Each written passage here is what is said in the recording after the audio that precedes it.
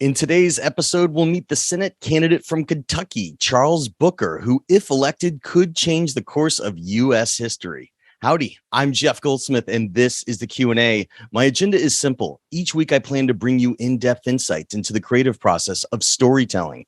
And folks, I am really pleased to have with me today writer, director, and documentarian Pat McGee to discuss his latest film, From the Hood to the Holler. Now, it's a very interesting documentary, and I love political documentaries, but this one's fascinating because, I'm just going to tell you the spoiler alert. It's impossible to avoid it. This documentary chronicles Charles Booker's run for the Senate in Kentucky in 2020, when he was running in the Democratic primary that summer, hoping to become the Democratic challenger to Mitch McConnell. As it turned out, Amy McGrath became the Democratic candidate, and Pat and his crew were on the ground to chronicle what it was like for Charles to enter the race and then to encounter serious voter suppression. As we know, unfortunately, Amy McGrath was not able to defeat Mitch McConnell in the 2020 election. But what's so interesting here is that Charles Booker did not give up, and he is now running again in 2022 in the midterm elections against Rand Paul, again for the Senate seat of Kentucky. What's so fascinating about From the Hood to the Holler is you really get to meet the candidate and the person,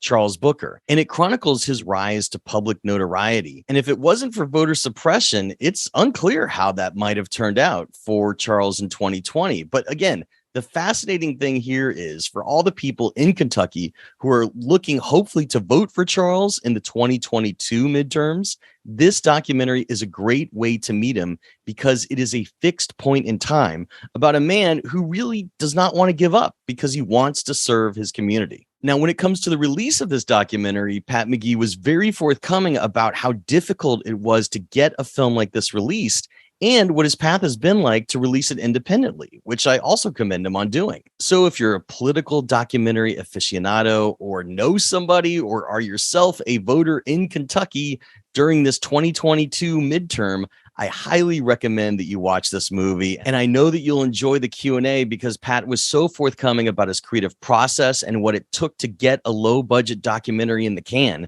that I know you'll dig this episode. And speaking of things to dig, Backstory Magazine turns 10. That's right. We survived a decade and we couldn't have done it without your help.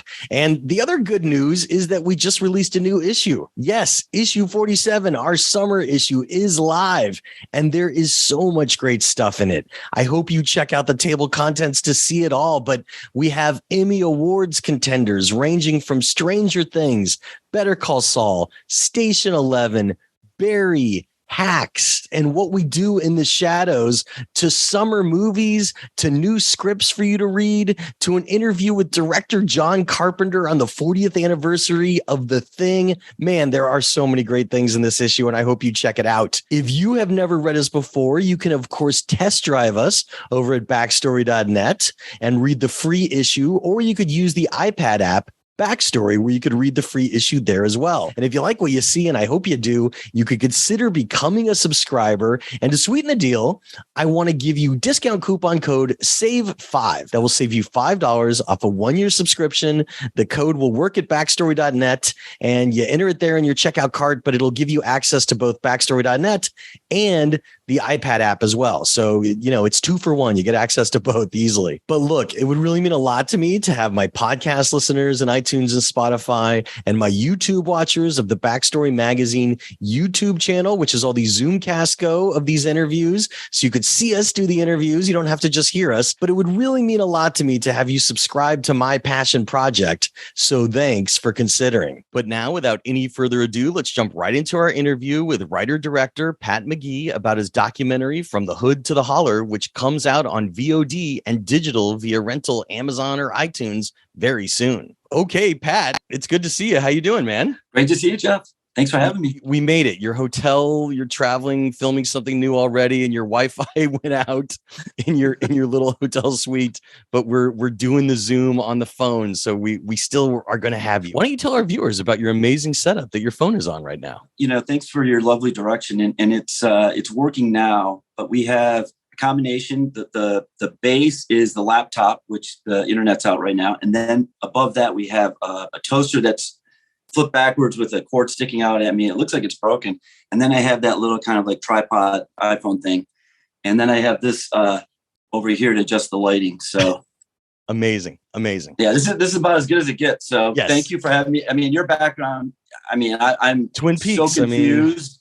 But I'm always confused, and I'm looking at your shirt pattern, the background pattern, the drapes, and there's a lot going on there. It's a lot going on. It's Twin Peaks. It's the Black Lodge. I started using it right when the lockdown started, and I was going to Zoom because, at times I feel trapped in the Black Lodge. But look, the last time I saw you, we were in person doing a screening a few years back for American Relapse, and we did a podcast for it too. And I just want to remind people a little about your past. So tell us just a little about breaking in, even though they could hear, I know, a longer version in the American Relapse podcast. But tell us about your lead up to being able to produce 24 to Life, which is your first produced IMDb credit that then led to your Dope Sick series, which then led to the American Relapse movie. Sure. 24 to Life was a project that was very personal to me. It was the first one that we created as a company, as an individual, and we got to market. We partnered with T Group and we got that on the air. It was 2 seasons. And that basically told the story of people 24 hours before they're incarcerated. Right. And then at the very end, we find out what they did. That was the first one that we sold. And before that, I've been pitching ideas for 10 years and always getting right to the altar and never making it. Right. And so it was never an overnight success. I'd come out to LA in 96 and I'd been working in a lot of unscripted television and a lot of shows that was pure entertainment. It wasn't really my cup of tea, but it was fun to work on. And then, I really kind of made a commitment right before 24 to Life is to really kind of focus on stories that I really wanted to put my name on, that I care deeply about and not just kind of grab anything that came my way. When you start to kind of prioritize that, what you want to do in your career and what you want to put your name on, it changes a lot of things. You may take a hit for it financially, but it is empowering. You get respect because you're telling real stories about real people. And I really dug American Relapse because what you did in it, and it was a fun podcast to do, was you showed how drug rehabilitation in America has a very scam side to it. It's unregulated. Addiction, which isn't formally addressed as often as a health issue, doesn't get the money or the funding or the regulations that it needs. And so that there's this, predatory group of homes and rehabilitation centers that prey on this and take government money in the process. So I love that movie. What was one of your most important lessons coming from that led or informed your process moving forward on your next work? American Relapse, I co-directed that with Adam Lincolnell, who's a talented filmmaker, and we're partnered on a lot of projects. One of the biggest things I learned from that is really being true to your story, having what I call show integrity. There's a lot of ways to tell a story, and I've seen a lot of ways that are very manipulative and exploitive throughout the years in different forms of unscripted or reality. And I think if you're going to tell a story and you want to tell it right and you want to tell it the best way, it's be true to yourself and be true to the subject. Don't kind of force your story on someone. As a documentarian, you're there to capture a story. And I always tell people, it's like, look, we have some skills and we have some talent and we're here to kind of document. We're not going to tell you what the story is. We're going to follow the story and chase it and craft it eventually. But, one of the things I learned with American Relapse is it's about trust. And it's like, if you can get the trust from the people in the streets, from your subject, and have a partnership and they can trust you, then as any storyteller will tell you, it's access and trust. And once you have that, that's the ticket, really. And I think that's great advice. And, it's just natural progression for you as a filmmaker to do these real life examinations of going to prison, the drug crisis here in America, specifically opiates, et cetera, and gravitating towards more political content because you were already in the zone. So it's no surprise that in 2020, you made Bernie Blackout about, what it was like for Bernie Sanders to navigate with the media and how media bias can play into a political run. What were your biggest lessons on that movie? It was a very challenging and personal project. I mean, literally, we decided to get on the road and follow the campaign, and we had no funding. It was completely independent. I reached out to one of my favorite DPs that's worked on American Relapse, all these projects, Greg Taylor, and said, "Hey, you can hit the road with me?" He said, "Sure." We jumped on the road. There were no guarantees, and it wasn't so much about Bernie Sanders. It was really about this question: how much control does the media have in these elections? And I think when people look at it, they say, "Oh, it's the Bernie dog," and that's great too. Right. He's a fascinating character, but it's really about the control of media and who's going to buy that, you know. I mean, but it was interesting after we got off the road and everything had been shut down. Super Tuesday had happened. Ohio had closed down. The nation was closing down because of COVID. I got a call from Vice, and they wanted to partner and give us money to finish the film and get it into post. And we did a quick turnaround. A big lesson there was, nobody's going to give you the financing to do a lot of these films. And if you care deeply about it and you want these voices to be heard and these stories to be shared, then you have to kind of lay it out and go for it. And that's what we did. And it's really a compliment, to the people that I work with, being able to do something like that. We're going to talk about that in a second, about how difficult financing is for docs. But what, if anything, did you learn about being on a campaign trail for a little while? Because I know you were, that informed, today's movie, from the hood to the holler. One of the biggest things that people will say is what's happening on the ground isn't necessarily reported in national media or in any media. And I think that there's this independent media and independent journalism and independent coverage is so critically important to our country, because right now we have, in my opinion, these cable news networks that masquerade around as news when they're talk shows. They're editorial conceived talk shows. And there's nothing different than these daytime talk shows than these cable news talk shows today. It's not the evening news that I grew up with. It's completely different. So one thing that I learned is that what's happening on the ground is not getting reported. And one thing is, from the hood of the holler, when we took that out to the film festivals, there are so many places. I remember we were in Martha's Vineyard, and there are this couple there, and they're completely in tune with what's going on in the country. But when they watched the film, they were outraged because they said, we didn't even know any of this was happening. How can we not know about these things that were happening on the ground in Kentucky? I found that really, really empowering. Yeah, and you witnessed some really fascinating stuff that we're going to talk about. I mean, one of the things that I think should be said, especially about media bias, is that, the system of the three major networks that older Americans grew up with was uprooted when cable news began. But it was a good change because it allowed more voices on the scene. But what's happened eventually, as people that study media and especially media bias realize, is that there's so much time that cable news is not exactly profitable, but every 2 to 4 years, their profits are fulfilled completely with all the money coming in from political campaigns for midterms and presidential elections.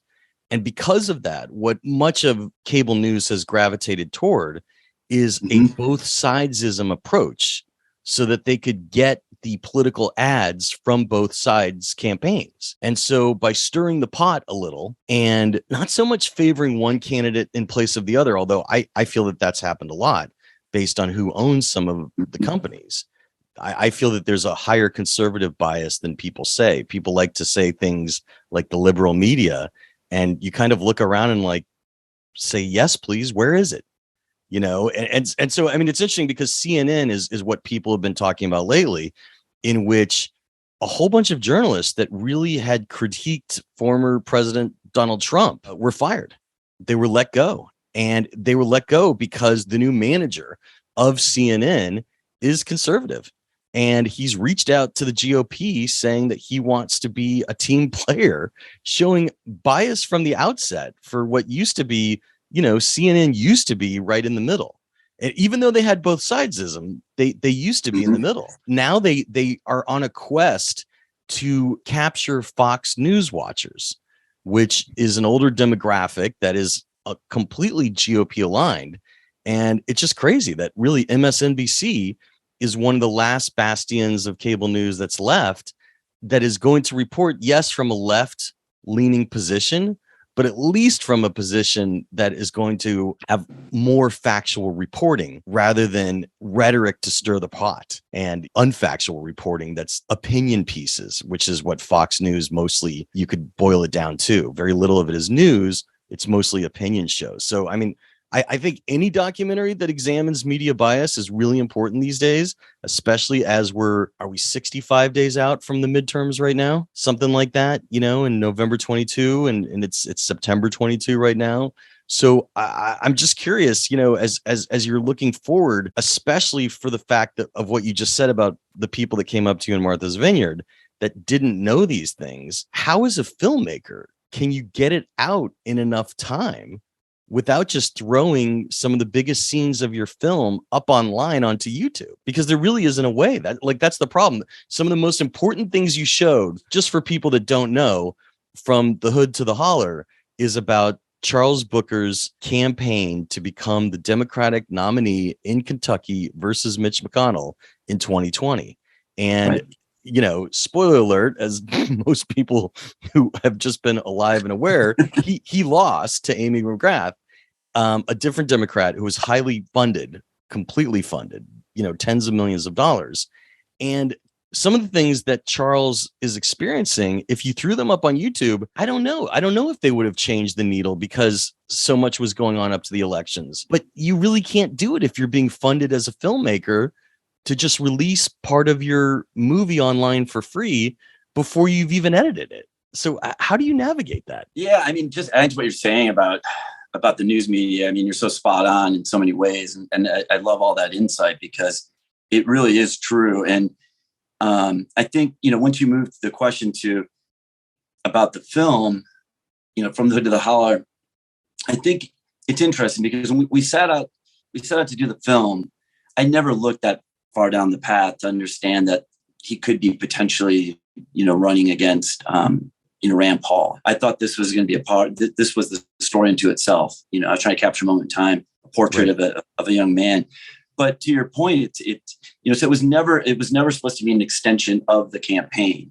You know, I am independent, and I'm, you know, and Charles has, you know, no edit or control over the film. But with that said, you know, at the end of the day, you want to get this out in front of as many people. It's challenging. We all know how this works. And unless you are kind of fully kitted up and have a full operation in terms of, like, you know, we have the best sales agent, you know, prior to even, you know, going into the film festival, you get in the top tier film festival. It's a whole process. And as an independent voice and director, kind of finding my way around that, it's always been it's difficult, because I'm not necessarily in the insider club, you know. Yeah. I'm not a top name.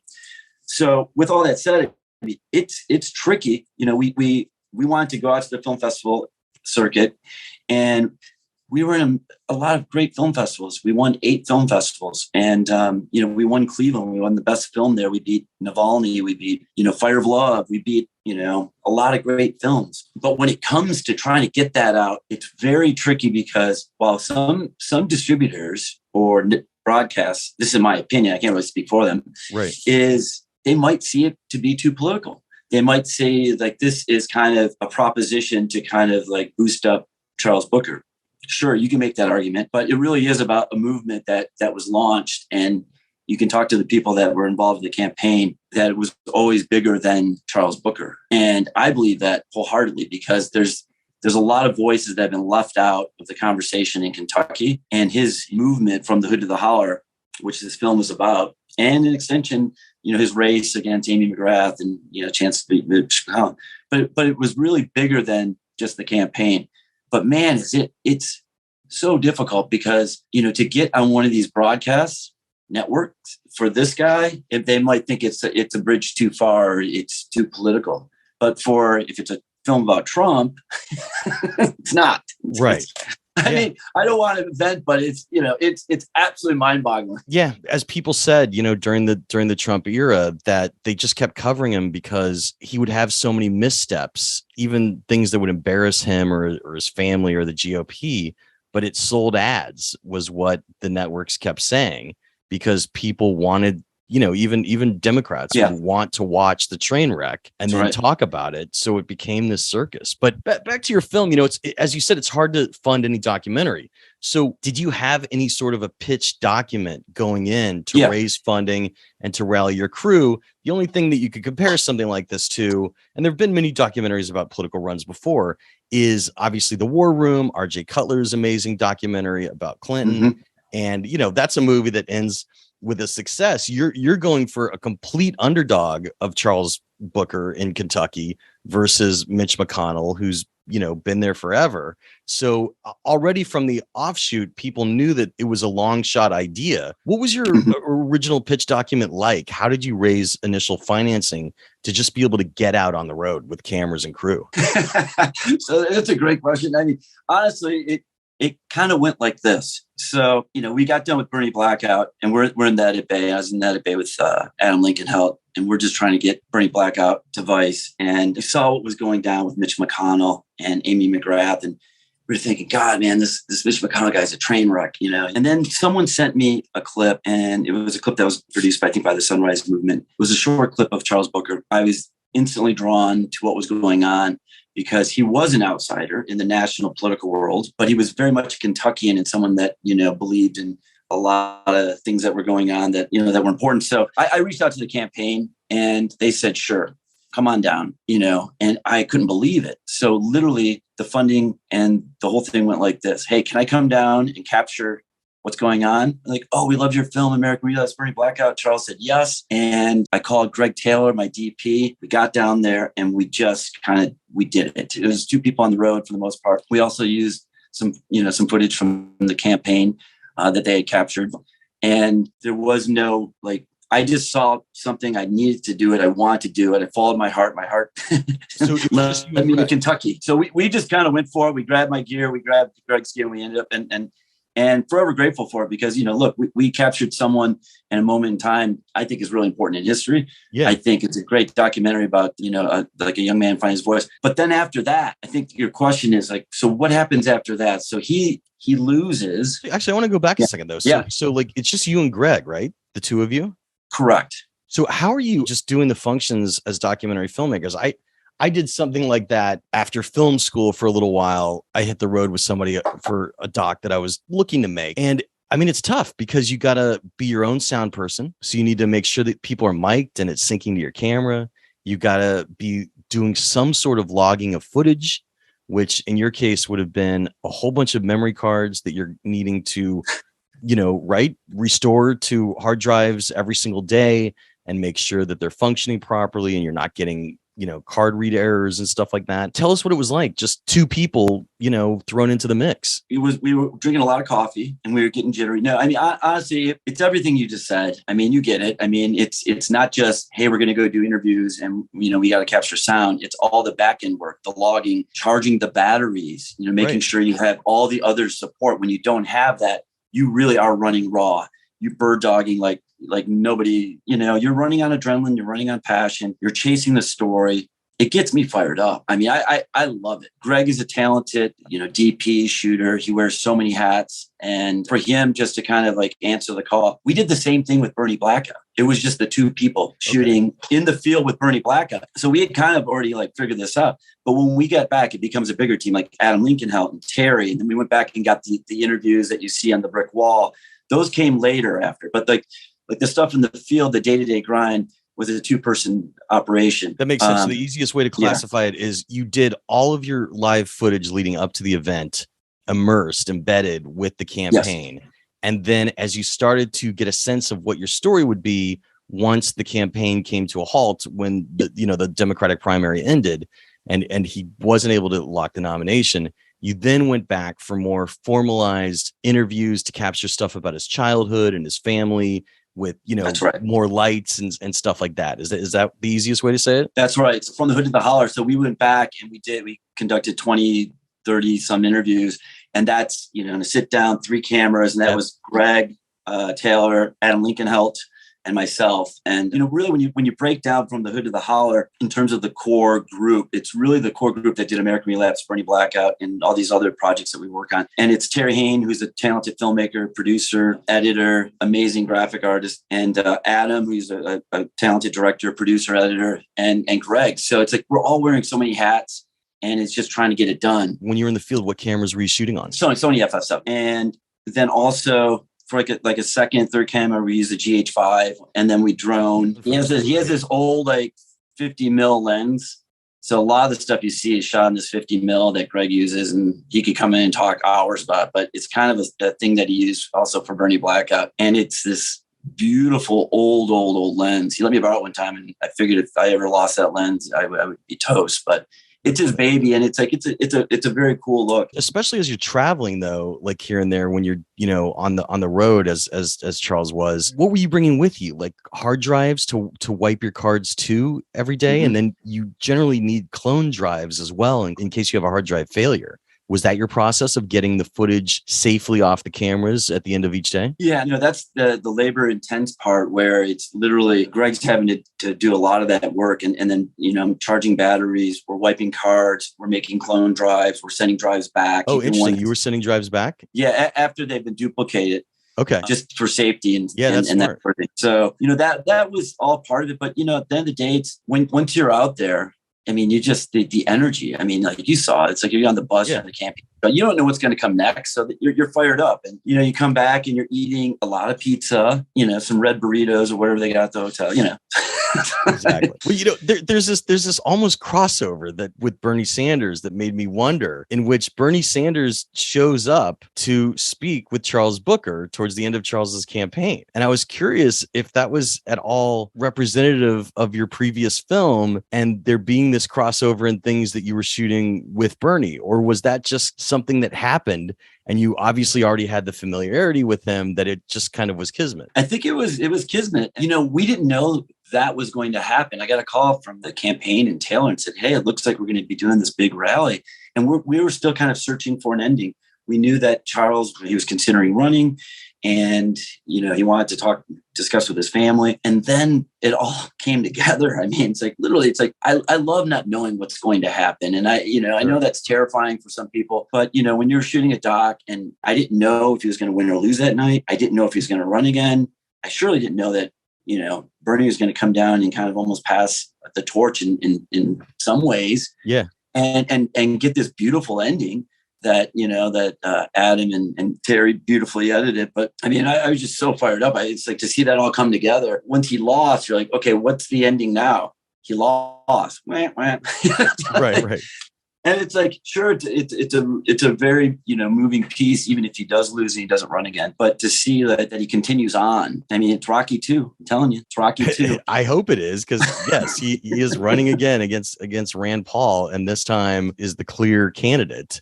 So I really hope he makes it. You were shooting in 2020 before there was a vaccination and easy to use and get a hold of rapid tests to see how everybody's doing on a day-to-day basis. And I'm just curious, what was it like for just your own safety and the safety of the campaign, being on the road, getting out at a time where a lot of people were not out and congregating? It should be said, although I know people alive now know this, but like, when you're looking at some of these 2020 protests, as you show in the film, for George Floyd and Breonna Taylor, but also Booker's campaign, for many people, some of them, that was the first time they were back out with groups in public. And it was kind of a big deal. But also there was still a danger of a pandemic, which was, a big part of the 2020 election in general. How did you guys stay safe? And did you stay safe? Did you manage to escape the Rona, or were there problems caused? On that bus, to your point, it was a little scary. It was a little terrifying, because at that moment, we didn't still fully understand everything that we know now. I mean,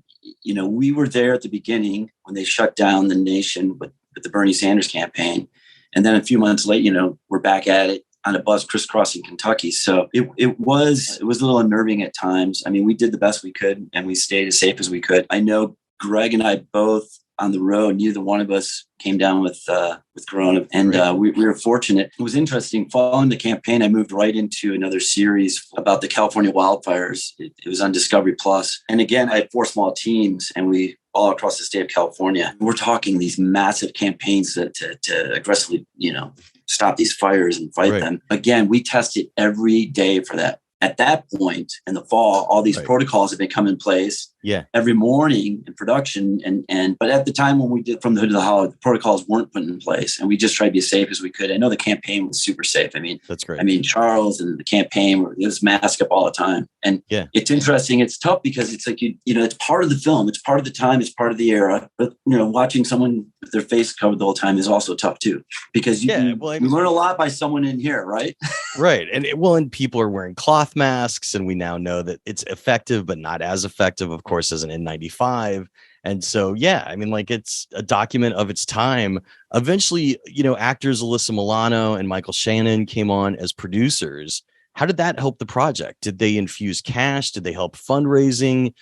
Tell us their function as producers, because it's always great for any documentary to get a name as a producer. A lot of documentaries, even non-political documentaries, do that. So tell us what it did here. It was awesome they came on. I mean, Michael Shannon and Alyssa Milano, I think also the big supporters of Charles Booker. They believe in Kentucky. Michael Shannon's a Kentuckian. And so it's like having their involvement is amazing. I mean, I think it brings more awareness. Obviously, when you say Michael Shannon, Alyssa Milano, it's like, I think, people will maybe take a look. And so I think that's part of it is to establish a little bit of credibility and say there's some notable people that really care deeply about this project. And I think that's what it's about. Alyssa Milano also, she was great. She had this screening we did. It was kind of like a private screening for some of her friends, and did a little moderation with Charles and I. It was a lot of fun. What was your budget and schedule? Like the last real question before we get into our official spoilers here. How long were you on the road? So what was your production schedule? Production schedule is probably about 3 to 4 weeks. We had 10 to 12 trips to Kentucky.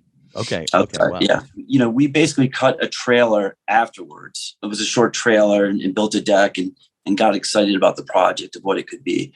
At one point, we just put that all together. And then once we really moved into the real post, it was about 16 weeks with Adam and Terry editing full time. So, we have a little production office at PMP, Pat McGee Pictures.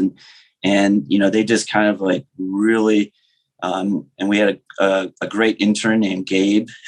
Gabe Morris came on as an intern, first project out of high school. And now he's been working with us for 2 years. But I mean, literally like the 4 or 5 of us just buckled down and got it done in 4 months. And then the whole process started with the film festivals. Okay. We'll talk about that in a second. But it's interesting. You said you cut a pitch reel, a deck. So was that looking for additional funding? Is that what that was looking for like post-completion funding? Yeah. So I was hoping that, by putting that together, we might be able to raise some funds.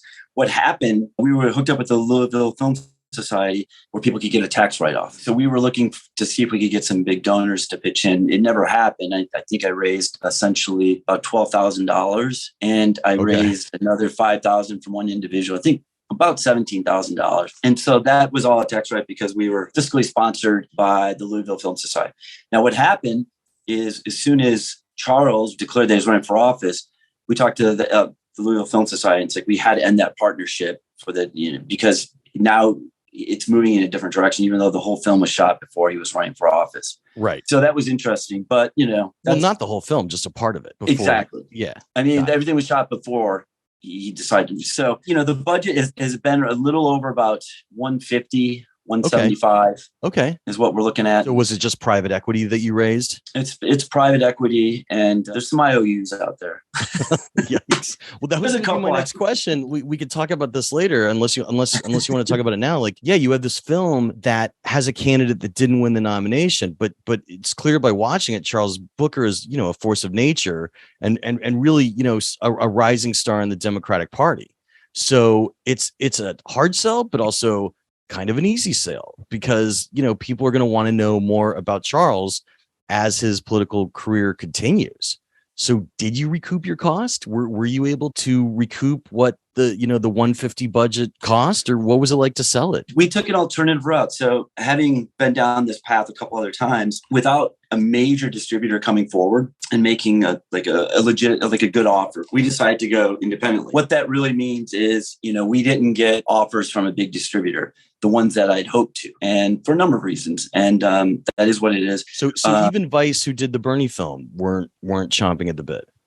I tried to get them involved and they passed. And I don't know the reason. I can only speculate. I think some people feel that almost the timing, while it seems perfect, might be too good and too compromising. They might feel that it might be a de facto endorsement. I can't speak on any network, but how can it be an endorsement post facto if it's just about the 2020 Democratic primary loss?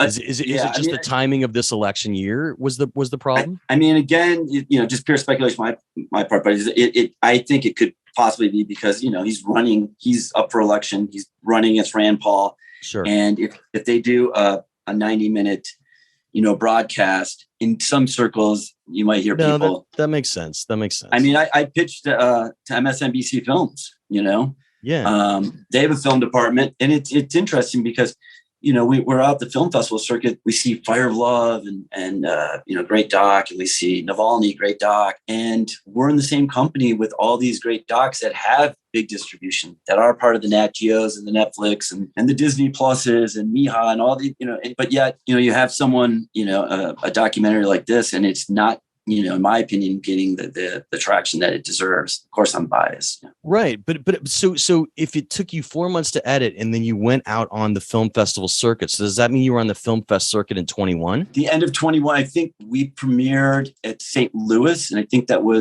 might have been December of 2021. Okay. And so 2022, we kind of hit the trail, and like I mentioned, it's exciting. I mean, to go from Alexandria, Virginia to Anchorage to Cleveland, wow, to Santa Fe to Omaha, and all these places, you're basically connecting with audiences so diverse. I mean, old, young, different backgrounds, and it's winning audience awards. It's winning Best Feature Doc awards. As you know, it's hard enough just to get into the film festival. Right. But it's interesting because you're doing it in 22, and that's why you would run into sales problems, because Charles had already announced that he was running against Rand Paul in 22. So that's basically, I guess, what was difficult for your sale to somebody bigger. But I guess if you had sold it in 21, which would have been really fast, that would have been your window, because it was before he had announced he was going to run against Rand Paul.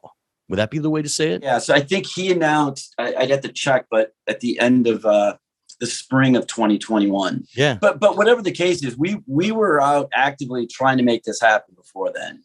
Full disclosure. It wasn't like we waited till the last second. It's been, challenging, but at the same time, it's like, we know how important the film is. And so, we had some offers from different distributors, some reputable ones. They'll tie you into like 7, 8, 10-year deals. I've done this before. I've seen how it works. You're not going to recoup that sort of money. So we went through an aggregator. And so we're independently releasing it in terms of if people want to buy or do a video on demand, that'll be on iTunes and Amazon and Google Play. And that'll be out on the 30th. But I think it was important to us as filmmakers to make sure that we retain control of the film so we can show it when and wherever we want. Because at the end of the day, the value is now. Look, it may be worth a ton of money. What I think will happen is I think Charles Booker is going to be a mainstay, one of the more important leaders in our country for a long time. And so I think this is going to be a very important piece in that. What's your most important lesson that you've learned by going the independent route? I mean, it's both liberating because you really can get into big places where VOD is seen, like Apple and Amazon, but at the same time, you could also get lost, and it becomes a needle in a haystack story. So what have you learned about independently releasing your film? Good question, and I'd love to get back to you on that, because it will be out on the 30th. I mean, look, we're going to be in theaters on the 16th of September in LA, New York. And that's really exciting because we want to get it in theaters. Right. But I don't know. I mean, it's uncharted water for me. And I just knew the other way. And I knew it's the amount of money, it wasn't worth that. So for me, it just seemed like this wasn't about the money. I mean, clearly it wasn't, because nobody was paying us to jump on the road and start shooting this. And so why change the mission now? The mission was to really capture this great story and have as many people see it as possible. The only way they're going to see it is to pay, $10 or $5. Sure, they can do that, but I want to create the opportunity in the window for people all over to see it. So what's going to happen is we're trying to figure out ways to make that happen. Whether it's big viewing parties with Charles Booker online for free, sharing clips of it. I know that we have all these amazing scenes that are so important in their own right. They're like little capsules and vignettes of these important things that are going on. So I think you should do that. I mean, it was before I clicked to record, we were talking about when even to release the podcast. And you're right. It comes out in theaters in LA and New York on September 16th. And then it hits VOD through Amazon and Apple on September 30th, 2022, all in advance of the November 2022 election. And look, I'm glad, if anything, that Charles is running again and running against Rand Paul, who is, a doppelganger of just how bad things are in the GOP when it comes to Kentucky, especially. Like, it's great that Charles wasn't personally defeated and decided to get up and run again. And I'm really rooting for him, to be honest. I hope it works. And so I also commend you on releasing it independently to retain control, because you're right. If getting a distributor just gets you lost in a streaming service library without proper promotion, and you have restrictions on when you could show it, where you could show it, and stuff like that, I think for the moment, if you could afford to not sell it and still not recoup your money, which is what you were saying, I hope it does work, that you could, hopefully recoup as much as possible by selling it independently. But I agree that it is one of those back library options in which, as Charles Booker's political career grows, this movie will always be a time print in his career that people hopefully will want to look back on. So I think it makes sense. It's, some filmmakers have to pull out whatever they can. And, it's good that you have the luxury of being able to retain some creative control, especially when, even if you gave up the creative control, you weren't going to make all of your money back. But so with that in mind, yes, we said that there's the spoiler that Charles Booker does not get the Democratic nomination, but there are so many other interesting elements in this movie, ranging from you being present during the summer of the George Floyd protests and the other things that happened, especially on the primary election day, which you captured, which is phenomenal. Spoiler alert, it's about voter suppression.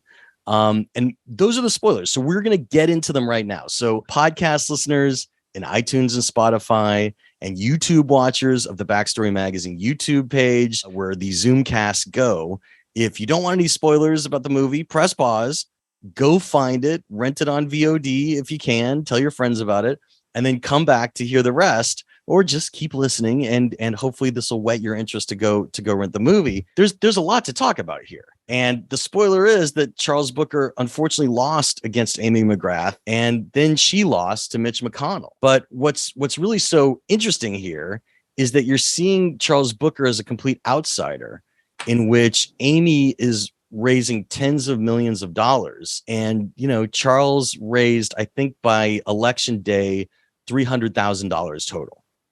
And so it's interesting that that's the way that this went, to have such an underdog.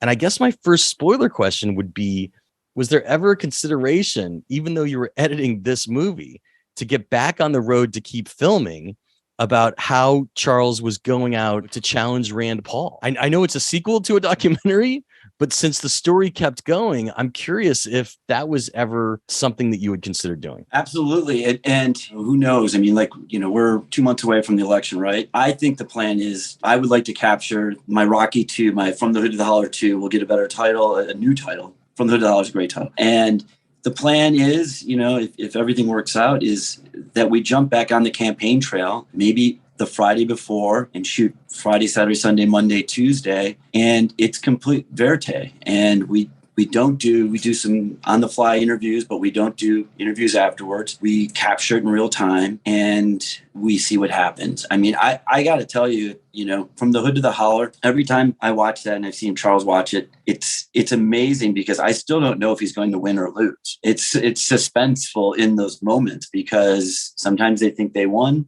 Sometimes we know that he didn't. But I would like to do a sequel, 5 days, just verite, just kind of go for it and see where it goes. I hope you do. I hope you kickstart it or get some additional funding, and actually it'd be great if you get more than 5 days. It would be really interesting to see that run up of what he's facing this time, having had the experience of 2020 and coming back, as you said, for Rocky 2. It's interesting, because right now you're running against Rand Paul, right? And in our film, From the Hood to the Holler, you see Bernie Sanders drop into Louisville, and he says, you got a real couple characters here, you got Mitch McConnell and Rand Paul. And I think it's such an interesting time, because you're looking at this race where you have a person like Charles Booker, who's really as Kentuckian as you can get, versus Rand Paul, who's kind of always propped himself up as this libertarian. I think one of the most attractive things that I think people thought Rand Paul is that he's libertarian, like less government, less governmental interference. But yet when it comes to abortion and having government control a woman's body or a person's body in terms of abortion, he's all in. And so for me, the question isn't necessarily about abortion. It's about him as a character. I mean, he's kind of like propped himself up as this like no government interference. But then when it comes to like controlling someone's body, he's on the anti-abortion GOP bandwagon. So yeah, that's basically one of many problems with him. You could Google things about him and his neighbor's dog all you want. Right. But it's not just the abortion. It's about his character, because he says he's libertarian, but is he really? You know what I mean? So once you break that down. But he's not serving the people of his own state. So I mean, like, he's not doing things to help them. And that's the charm of this movie, as you show Charles Booker, his, dedication as he's starting out, in the building the Phoenix House, to help crusade against poverty.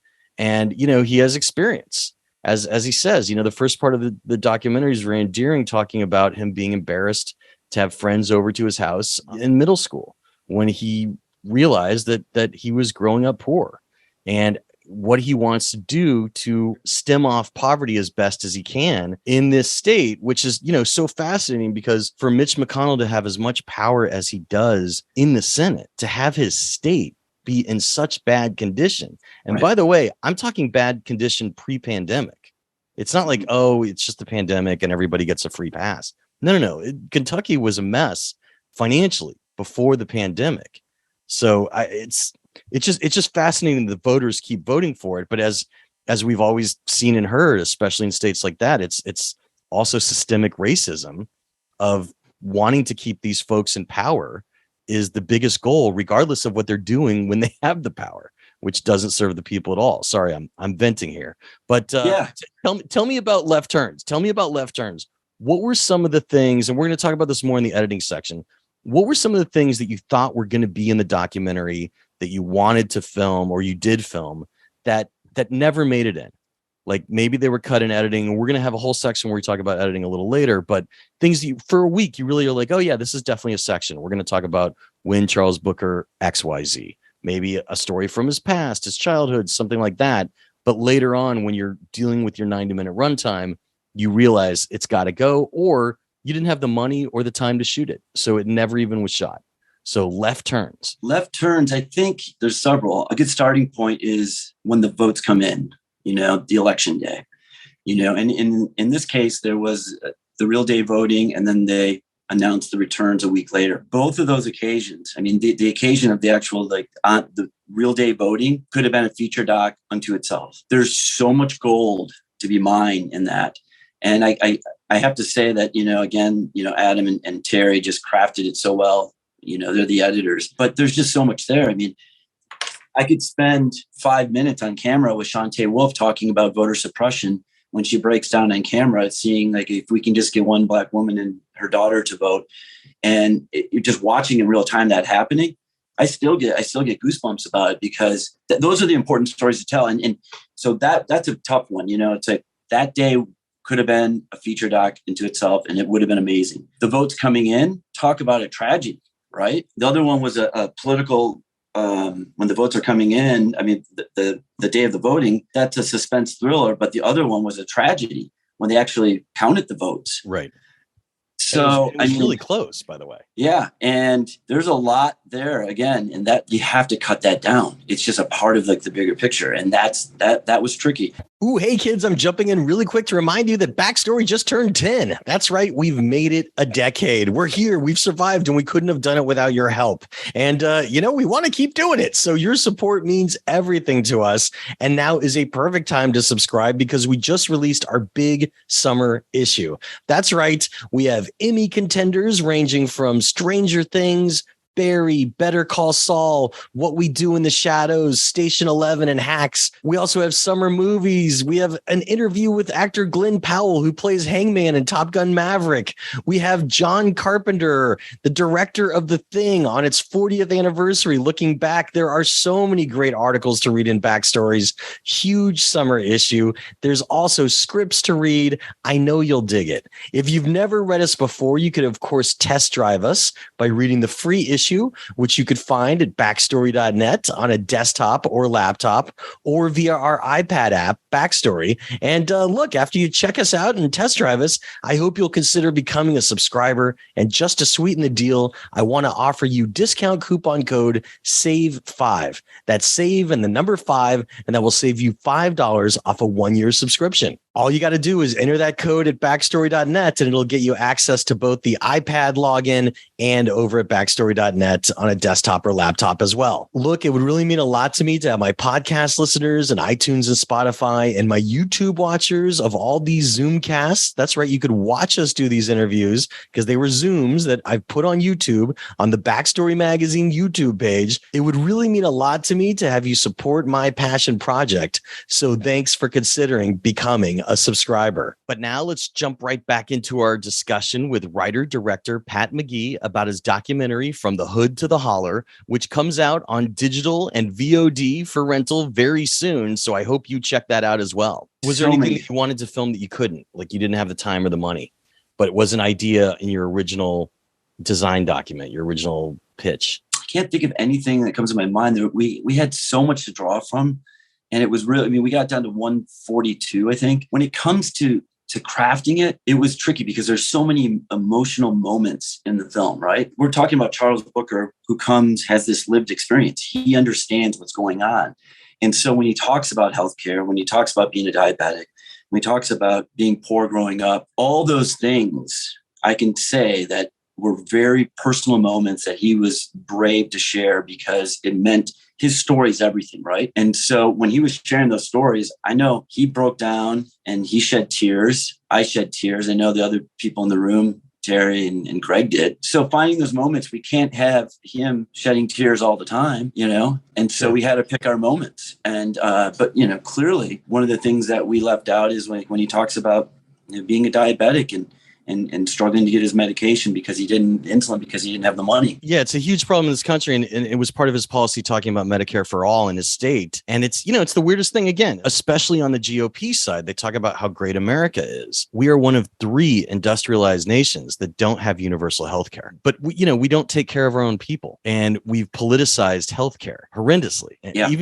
even right now, as we're still going through the pandemic and the fallout of people that are, suffering from what's being termed as long COVID, the amount of resources that we're putting into it, which, people are dropping out of the workforce, not because they want to, but because they are medically unfit to do their old job and have to figure out new ways to work, or are just, starting to go at the poverty line or below. It's a train wreck. So that was the first part that I thought was really well done, as Republicans continue to vote on capping insulin prices, which is crazy that you would be paying up to $1,000 a month as the only nation in the world where that's happening practically. Yeah. Even as I said, the other 3 nations that don't have universal health care, even there, they still are able to cap insulin. That whole thing is a nightmare if you look into it. So I mean, that was great. I mean, what really happened, I think, as your core for the story as well here is the killing of Breonna Taylor with a no-knock warrant happening alongside of the George Floyd protests that were happening as well. And seeing this movement really gather speed was what was kind of elevating Charles Booker's grassroots. And you captured that amazingly well when there was a standoff between protesters and police. And he was able to get the police to agree to lower the batons and to de-escalate. And the police said they would only do it if they received an order from the mayor. And Charles was able to actually get the mayor on the phone and de-escalate the situation. And, you're right. Nobody would ever know about that because I didn't know about it until I saw your documentary. I didn't see it reported. And it just shows, his great leadership in the moment. What was it like being kind of thrown in the mix of that, where things could have gotten really ugly with the police and gone in an even worse way, which it did all over the country? Look, I mean, here's a guy that just kind of answered the call, right? And he was out there because he needed to be out there. He cared deeply. Everybody thought he should be in the streets, but he's got to be out there because that's who he is. And that's the fabric of Charles Booker. So watching that go down, watching him de-escalate that is just a testament to who he is as a leader and as a person. I mean, that could have gone sideways so fast, and he did it. And it's like, that's the kind of leader our country needs. You know, he was able to kind of negotiate between the institution and the people. Right. And the institution that's been hard on the people. And he was able to find a common ground, which is his whole election's about. His whole message is about common ground, about finding we have more in common than we don't. And he did it right then. And the common ground in that moment was basically, we need to be peaceful and respect the family of McAfee, and just end it with Amazing Grace. Watching that in the film festival circuit, and watching people watch that live, people just connect to it, because we need more people like that. Let's find a way to de-escalate and come together in pivotal moments. It's hard to do that. And it didn't happen a lot that summer. I mean, I know people here in LA that were arrested protesting on Fairfax. Like literally Fairfax here in LA on a blue state, where the police corralled everybody, wouldn't accept their right to protest, and were basically just angry that traffic was shut down, right? Because they were in the streets of Fairfax, and they were throwing folks in jail here in LA. And there was no de-escalation. People were getting the baton out here that were not violent protesters, which is very common, because that's the way, unfortunately, police departments have been so militarized, and they don't try and de-escalate. They try and corral and arrest, which is just a train wreck. So, I mean, that's why that scene is so great, because it really could have gone another very bad way, and you could have been caught in the middle of it, my friend. So I'm glad that it didn't. Exactly. I mean, let's not forget too, it's, the Breonna Taylor. I mean, Breonna Taylor, his whole connection to that was so personal. It's revealed in your documentary that through his cousin TJ, who had been murdered, he had actually known Breonna Taylor tangentially. And that just even having that connection is just a strange and wild coincidence in and of itself. And to see what's happening now, to understand that the no-knock warrant was built on false pretense. It was all a lie. So podcast listeners, what Pat's talking about, in case you haven't seen the news, is here in 2022, it's come out that the pretenses of even doing the no-knock warrant against Breonna Taylor was absurd. And it was on false pretenses. And I believe, if I remember the story correct, which I think came out a week ago, the person that they were trying to arrest was already in custody. So there was no reason to even do it. The three cops that put their names on the warrant were, I believe, lying under oath, and have certainly lied since, but have now been caught in the lies and are being disciplined, which is a whole other story about how much discipline a police officer actually gets for going in and shooting an unarmed person in their bed in the middle of the night. But that'll be interesting to track. But the real injustice in the movie, aside from the way that Charles was reacting to Breonna Taylor, and again having that personal conviction in his campaign, which was building grassroots as people's views were changing as well, and he was getting more attention as a candidate, it's voter suppression. And you documented it perfectly. Louisville, Kentucky is a city of over 700,000 people. And during the Democratic primary, there was, I think in the film and some of the news clips you used, I think 90% of the polling places were shut down, and they were making it difficult to even vote by mail. So people were trapped. And in Louisville, Kentucky, a city of 700,000 people, there was literally one polling place. Right. And on paper, you could say, okay, maybe it would have enough room to accommodate because it was at a convention center, which could handle a lot of people, but there was no policing to make sure traffic flow into the convention center was proper. People got trapped in lines just in their cars trying to park. And then there were not enough places to vote once you get inside. It wasn't like there was a whole bunch of voting booths. There was, I mean, honestly, from what you show in the doc, it looked like there was 50 actual places to vote, 50, once you got inside. Maybe there was more to it, but people couldn't do it. And it was just this amazing scene that was really, some of the high tense moments when they are trying to get a judge to give them an injunction to let voting continue. And all they were able to get was 30 extra minutes rather than a few extra hours, which they needed. And there were a lot of voters turned away. Now, by doing voter suppression tactics, there were a lot of voters that would have liked to have voted that didn't even show up because they knew it was going to be a nightmare to have one polling place in the city of Louisville, Kentucky. So, I mean, like, voter suppression has a invisible side to it as well, in which it just discourages people from voting because it's too difficult. So tell us about that, the construction of that scene, seeing the voters banging on the windows. I mean, it's crazy. It's crazy that in a city like that, the people that live there would stand for it. And if the tables were reversed and GOP voters were not allowed to have more than one polling place in a city that size, you would probably still be hearing about it. It's interesting because just hearing all this again and just talking about this, it angers me and it shocks me still. And it just blows my mind to see like what really happened. And I mean, you're really good at this, Jeff, because you really summed that up nicely, because that's a really good description of what happened. One voting place for 700,000 people is absolutely absurd. And when people saw that graphic pop up in the theaters, every time there's this audible groan, just it's collective, like, and then you hear people talking to each other, talking to themselves, because it's not right. It's not fair.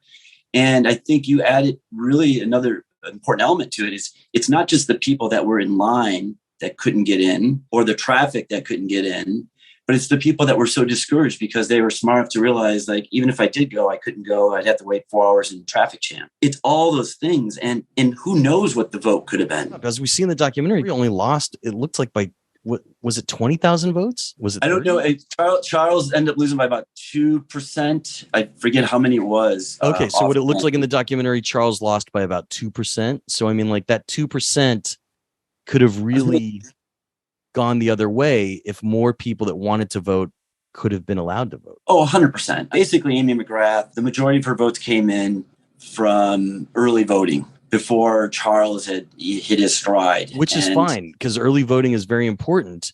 But 100%. But as you said, it was before Charles had fully hit his stride. So some of those voters might have changed their vote. But yeah, but day of voting is just as important. And to have access to vote, to your point, it's I mean, it was, just the drama that was unfolding in real time. And just to be in that room, I mean, these people were just in shock. They were in awe. They were trying to do anything they could as fast as they could. And when I remember sitting there filming and they're trying to get that first injunction, and it wasn't really clear like how long it was going to be. So I'm just sitting there going, oh, wow, this is really happening. This is really happening. And then I was surprised as people are in the film when they're watching it, because when it happened in real time and I realized it was only 30 minutes, you could probably hear me on the shock. I'm like, oh, I mean, it was just like, really? That it was all that for 30 minutes. When it was clear that all those people were in line, they weren't going to get to vote. And they'd probably been in line for hours in the traffic jam. The whole thing was a mess. And again, it's like when you look at Charles Booker, and it's just a testament to his character. To see how he handled that, he didn't blow it up. He maintained his composure. He realized that it wasn't time to ask for a recount because they knew that the votes weren't there. The initial votes weren't there. Right. They were talking about a recanvass, as they say in the documentary. And recanvass what? Like there was people stuck in line when the one polling station was closed. So, you're not going to get their votes in the number, and it wouldn't matter. And, this was Democrat against Democrat, but it was purposely underfunded by the GOP controlled state folks to make sure that Democrats, even in a runoff between themselves, were going to have extreme difficulties because, for them, it was just fun to play it like that. And I'm curious, has anything changed? You're obviously still in touch with Charles. Is Louisville in November 2022 going to have more than one polling place open, or are we still playing that game? Yeah, from what I understand, there's going to be more polling places. I'm not 100% sure how the early voting is going to work. I think that they've curbed that. And I think that's unfortunate because we all know early voting is important for everybody, but there are going to be more polling places. I think that was, because of COVID in a lot of ways, is at least what they said. So one of the biggest things I take away from that whole moment in time is that here's Charles is causing traffic jams. Charles and his movement from the hood to the holler is causing people to bang on the door. Charles and from the hood to the holler is creating this excitement and this movement and getting people to want to vote and to be part of something that they've never really been part of. He was electrifying a lot of people and getting them fired up to come out, and that manifested himself in them trying to bang on the doors to get in to vote. That gets me fired up. And I think it's awesome that when people see that, they understand like the connection these people have and how bad they want this person to represent them instead of a Mitch McConnell, instead of Rand Paul. I mean, the Rand Paul thing is just so frustrating. Just as like a sidebar is, at this moment, I mean, he has declined to even debate Charles Booker. Think about that. I mean, that's right. This is the guy that is representing you. He won't even talk about the issues. He won't even have an honest conversation or debate, but he's going to be your elected official. At the very least, you have to debate. You have to have a conversation, right?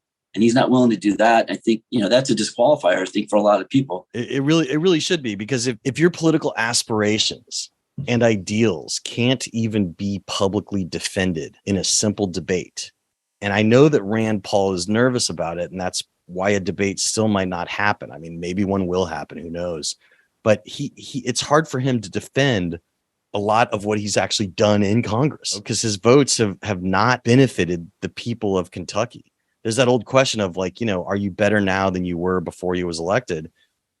Overall, the answer, I think, regardless of what political party you're in, Kentucky is one of the poorer states in the union, and they are behind other states on everything from poverty lines to healthcare to everything else. So it really doesn't matter the color of your skin or your party affiliation. You are not benefiting as a citizen for having either of these two politicians represent you, which is really wild. I mean, you would think that, for as many bad things as we could say about Mitch McConnell and the way he's voted, you would think for the power he holds, something would benefit his state, anything. You can't point to it. You can't find it in education. You can't find it in healthcare.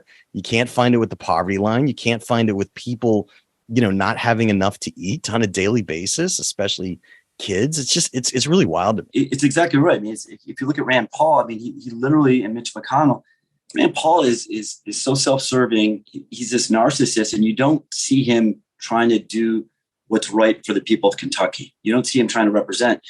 I mean, literally, when they had the floods in Kentucky, Charles showed up with his, hood to the holler.org and passed out water. Rand Paul tried to make an issue of this and say, they don't need politicians down there. And here's Charles Booker with some volunteers passing out water. It's because of that lived experience that we talked about. It's because he grew up poor. He understood what it's like to have some struggle. Charles just basically said, look, I'm not out here as a candidate. I'm out here as a neighbor, as a Kentuckian. When I heard that, I was like, yeah, that's the difference. I mean, here's Rand Paul and this part of the institution saying like, oh, you're politicizing this, you're doing this.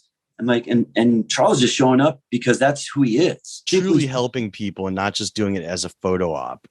100%. I mean, it's like, say it's politicized, and Rand Paul sitting that moment out because he said he didn't want to politicize it, but he still wasn't helping people. And as a libertarian, he's railed against FEMA, to come in and help out folks after these disasters. Right. I mean, it doesn't add up. But back to the filmmaking.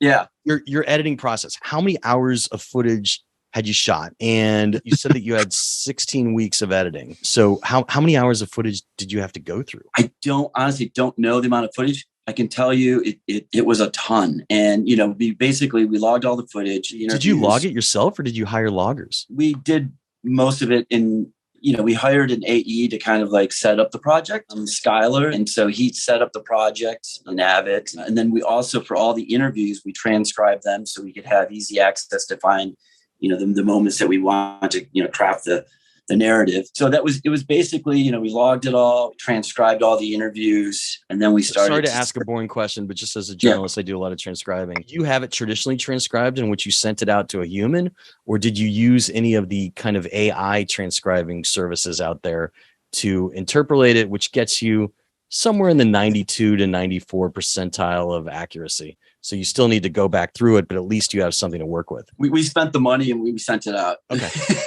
but as you know, it's like you also have the option when you send it out to these professional transcribers, like how accurate you want it, and you pay accordingly. Yep. So right. And you pay accordingly, and you could have time code like with your footage logged, transcribed. So yeah, that makes sense. We knew since we're a small operation that having that organized and giving those tools to Adam and Terry and to the team that was cutting this was so important.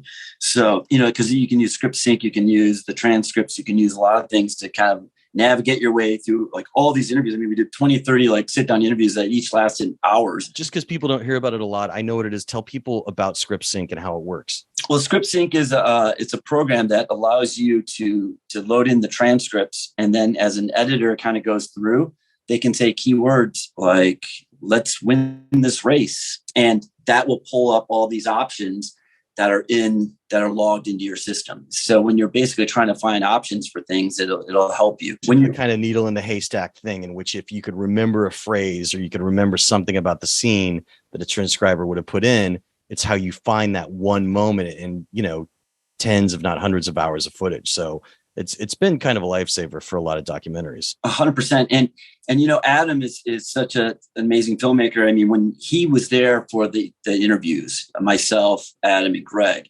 So also being there firsthand and participating, being part of that process is so invaluable, because now he knows those moments that kind of like really hit. And so when we start to break down kind of like our outline, myself and Terry and Adam, like we start to craft an outline, we're throwing around all these ideas, like, here's act 1, here's act 2, here's act 3, we're busting it out. And it was a great process. And to watch those two work together, and I kind of like jump in, and it's really exciting to see what came out of it, because there's so much material. There's so many different ways to tell that story. What were some of the tough cuts that you had to make? People always say in storytelling and editing, you got to kill your darlings. What's something that you hated to cut, but you knew you had to for the benefit of the film? I mean, I think, probably more on those two moments, when we're actually, the votes are coming in, there's just so much there, and it's so real. I love letting things breathe.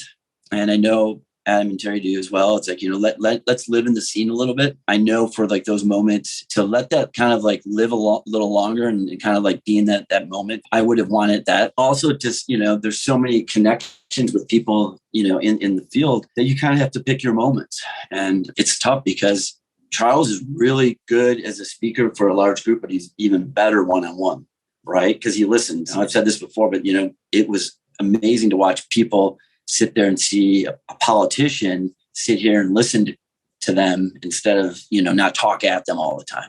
Here's the big speech I'm going to roll out. So that was hard, it's picking those moments where you're not able to kind of live in the scene longer. Early on in your documentary, there's Charles's first big speech that got him national attention on abortion and women's rights. And here we are after the Dobbs decision, at a time where a lot of people are coming to the Democratic Party and are voting against the anti-abortion GOP right. And I'm hoping that that's something that benefits Charles in this election, because there is still a dividing line, and it'll be really interesting to see. I know we're almost running out of time. What was your toughest scene?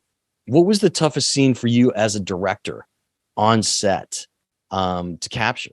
And how did you navigate it? The toughest scene was when he lost, and the writing was on the wall. His family was there, his team, his support. And I'm in the room with Adam and Greg, and we're watching this unfold in real time. And when we knew the votes were coming in earlier in the day, he was ahead, and then he wasn't. That was tough because, we still want to capture the story, but Charles is, he's a person. His family's there.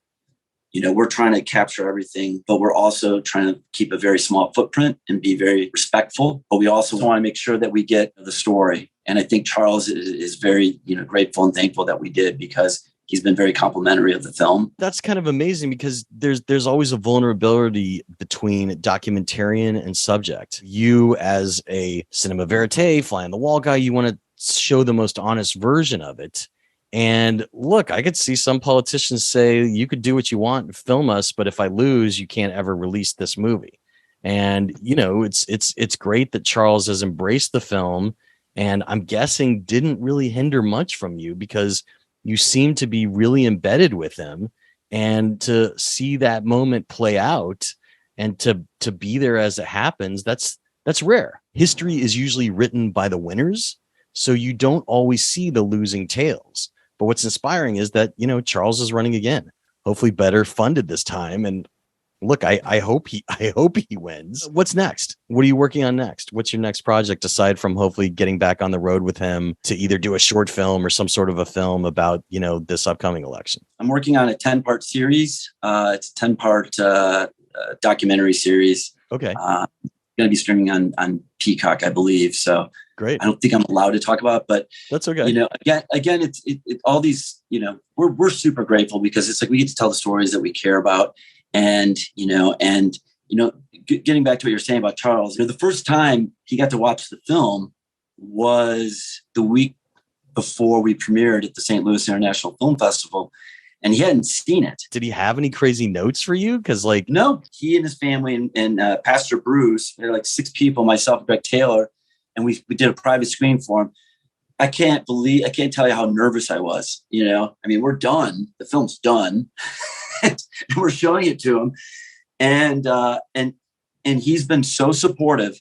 He's come to the film festivals, and, these aren't this isn't Sundance, right? He's going to the film festival, these great film festivals across the country, and he's showing up, and he's been awesome. He is who he is. He wears it on his sleeve, and he's an honest person, and there's a lot of great things about Charles, and I hope he wins. I do too. Well, Pat, it was great catching up with you again, and I dig your film, and I can't wait to see what you do next.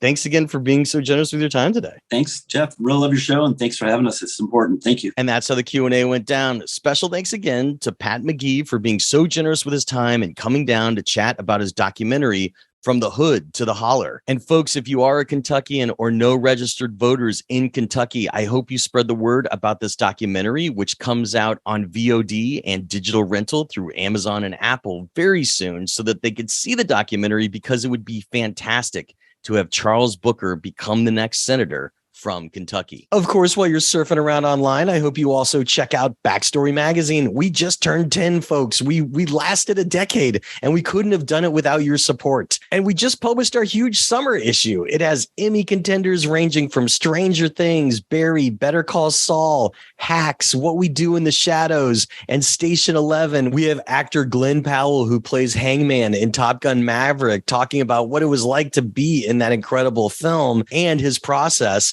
And, he's also a screenwriter. There's scripts to read in Backstory. There's also an interview with director John Carpenter on the 40th anniversary of The Thing. There's so many great pieces in our summer issue, and we're continuing to add to it. So it would be fantastic to have you as a subscriber. And of course, to sweeten the deal, if you want to subscribe now, you could use discount coupon code SAVE5. That's SAVE and the number 5, and that will save you $5 off a 1-year subscription to Backstory. You just enter that code into the shopping cart at backstory.net, and it will give you access to both the iPad app and the website. So look, it would really mean a lot to me to have my podcast listeners and iTunes and Spotify and my YouTube watchers of the Backstory Magazine YouTube page, which is where all these Zoomcasts go. That's right. These are Zoom interviews. So you could watch us have these discussions on the Backstory Magazine YouTube page. It would really mean a lot to me to have you consider supporting my passion project. So thanks for considering becoming a subscriber. The Q&A with Jeff Goldsmith podcast is a copyright of Unlikely Films Incorporated in 2022. All rights reserved. Folks, if you want to find me on social media, you could always find me as Yo Goldsmith on Twitter or Backstory_mag on Twitter. You could also find those same accounts on Instagram. So Yo Goldsmith on Instagram or Backstory_mag on Instagram. You could check out our Facebook fan page, or you could even send us an email at backstoryletters@gmail.com. That inbox gets a little cluttered sometimes, so I apologize if I don't respond immediately, but I love hearing what folks have to say, and I promise you I will do my darndest to get to your message. I'm Jeff Goldsmith, the publisher of Backstory Magazine and the host of the Q&A, thanking you for tuning in and telling you to stay out of trouble. Till next week.